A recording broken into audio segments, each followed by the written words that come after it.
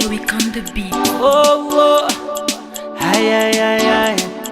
Oh, oh. Tsy andro fotoana na ela ny aviny rehefa hoe samy tiny ny vavy sy lahy de tsy manino fa na aiza ianao ny olo tiako tsy adino rehefa mifankatysy mba hoe mifamofo ny rotompe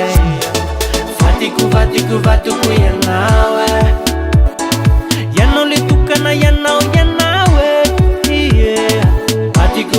vadiko ianao zaho le tokana zaho le tinao tsy miala aminao le zaho iwe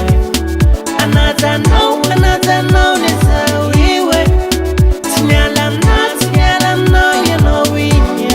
samy tiny zasy anao tsy fanadino samy tiny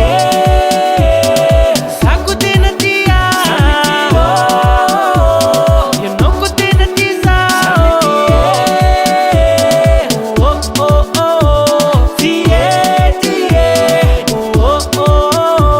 efa kaiky ny fety ny mpifankaty isa-taona fa ny andraindra ny fety isanandro tsy ialana rikoto sy kala miandry ny fety vampamiaona fizao sy ny vady amanjanako indray de mba evona